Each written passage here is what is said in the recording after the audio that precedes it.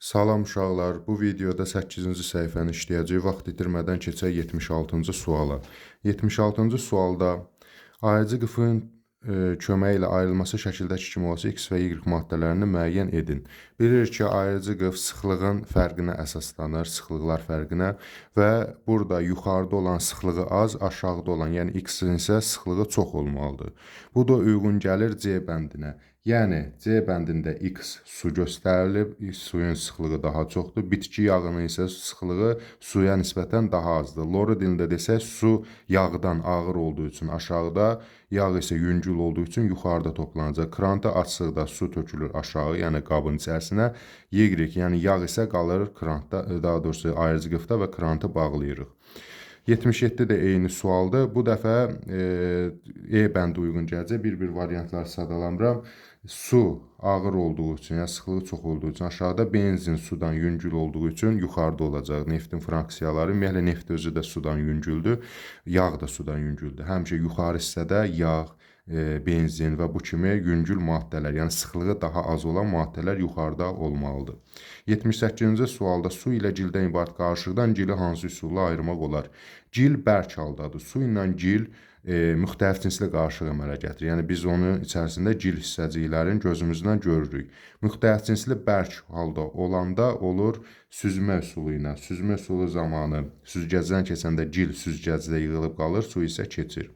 79-cu sualda su ilə qumdan ibarət qarışıq, qum yenə eyni sualdır. Çünki qum bərk haldadır, su ilə qum müxtəlif cinslidir. O halda süzmə ilə. Amma bərk eyni cinsli olsaydı, məsələn su duz, onda biz buxarlandırma ilə və ya kristallaşdırma ilə ayırardıq. 80-ci sualda baxırıq, buxarlandırma üsulu ilə ayrılması şəkildəki kimi olarsa X və Y maddələrini müəyyən edin. Buxarlanan maddə burada Y-dir. Təbii ki, Y daha tez qaynayan maddə olacaq. Burada X və Y maddələri göstərilir. Biz bir-bir baxsaq, misal üçün, göstərib ki, su A bəndinə baxın, su qalıb Y, yəni duz buxarlanıb. Təbii ki, duz buxarlanmayacaq, əksi olar. Yəni E variantı olar. Duz qalar, yəni X qalar, su, yəni Y buxarlanar. Bu su ola bilər. Yoxsa duzdur, şəkərdir, qumdur. Təbii ki, su yerdə qalıb, qum buxarlanmaz, duz buxarlanmaz. Yəni məntiqləndir. 81-ci suala baxsaq, deyir ki, bəsit maddələri müəyyən edin. Biz bilirik ki, mürəkkəb maddələr odur ki, 2 və daha çox elementdən təşkil olunsun. Misal üçün, natrium klorid 2 elementdən ibarətdir və yaxud da ki, su, H2O 2 elementdən ibarətdir. Yəni 2 fərqli elementdən ibarətdir. Amma ozon, natrium kükürt, ozon O3, natrium elə natrium yazırıq, kükürtdə S8 yazırıq əsasən. Bunları biz görürük ki, eyni elementlərdən ibarət olduğuna görə bəsitdir. İçərisində mürəkkəb maddə yoxdur. 82-ci suala baxaq. 82-ci sualda eyni şərtdə müxtəlif kütləli etil spirti üçün eynidir. Qaynama temperaturu eyni olar. Niyə görə? Məsələn, tutaq ki, müxtəlif kütləlidir də 1 kiloqram etil spirti də 78 dərəcədə qaynayacaq. 5 kiloqramda, 10 kiloqramda fərqi yoxdur. Neçə kiloqram götürürsə götürək, etil spirtin qaynama temperaturu dəyişməz. Deməli, eyni olacaq. Həcmi dəyişəcək. Niyə? Məsələn, 1 kiloqram məsəl üçün, tutaq ki, yarım litr həcm tutursa, nə bilim, 10 kiloqram 5 litr tutacaq. Həcm təbii ki, dəyişəcək. Sıxlığı da dəyişməz. Sıxlıq da sabit fiziki kəmiyyətlərdəndir. Sıxlıq nədir? Yəni, rho bərabərdir M bölü V, yəni kütlənin həcmə nisbəti. Bu da istəyir 5 kiloqram olsun, istəyir 25 kiloqram olsun, sıxlıq sabit qalar. Yəni, 1-3 A variantına uyğun gəlir. 83-cü sualda eyni şərtdə müxtəlif kütləli su üçün eynidir. Yenə bənzər qaydada tətbiq eləyəcək. İstər su olsun, spirt olsun, fərqi yoxdur. İstənilən maddənin, istənilən kütləsi eyni qaynama temperaturu olar. Məsələn, 1 kiloqram su da 100 dərəcədə qaynayacaq, 10 kiloqram su da 100 dərəcədə qaynayacaq. Amma, məsələn, 1 kiloqramın həcmi 1 litrdirsə, 10 kiloqram da 10 litrdir. Deməli, həcm eyni olmaz. Sıxlıq isə yenə eyni olacaq. 1 kiloqramın da sıxlığı 1-dir. 100 kiloqramın da sıxlığı 1-dir. Deməli, 1-3 A variantına uyğun gələr. Atom kütlə vahidi kimi biz bilirik ki, atom kütlə vahidi, yəni AKV, karbon 12 izotopunun və bu izotopun 12-də 1 hissəsi kimi qəbul olunub. Kütlə, yuxarı sol küncə göstərir. 12-nin 12-də 1-i neçəyə bərabərdir? 1-ə. İndi deyir ki, atom kütlə vahidi kimi 16 oksigen 16 atomunun kütləsi 16 bir qəbul edilərsə, elementlərin nisbi atom kütlələri necə dəyişir? Elə 16-nın da 16-da biri 1-dir, 12-nin də 12-də biri 1-dir. Yəni heç bir dəyişiklik olmaz.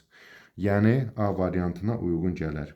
85-ci sualda bənzər sualda deyir, atom kütlə vahidi 14-ün atomunun kütləsinin 14-də biri qəbul edilərsə, elementlərin nisbi atom kütlələri necə dəyişər?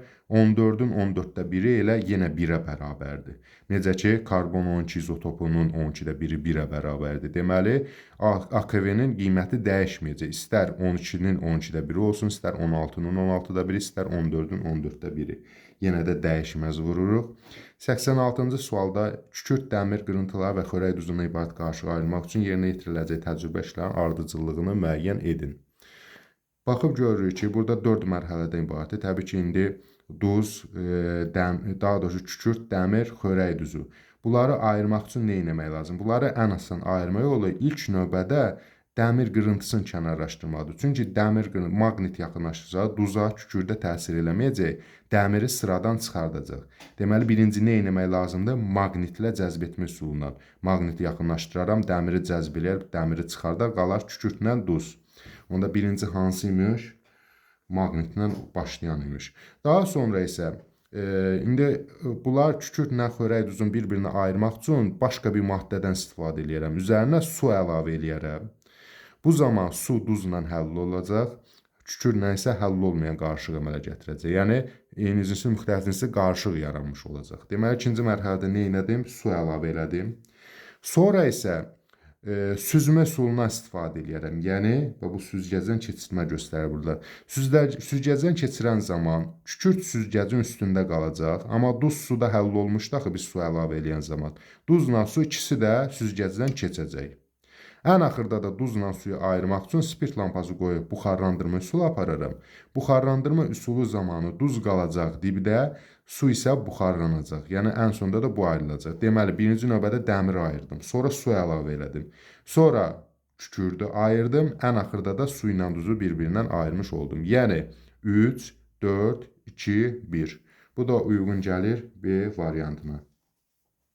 Eylerven diaqramına əsasən X, Y və Z-i müəyyən edin.